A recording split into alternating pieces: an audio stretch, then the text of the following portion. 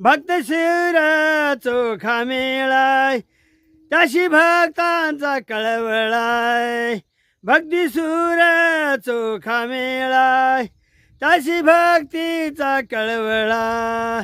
त्याचा झाला मन यारा आहे घरी धरी थराय त्याचा झाला मन यारा आहे घरी धरी थराय देव जेवतो त्याच्या घरी देव जेवतो त्याच्या घरी त्याचा भक्तिभाव खरा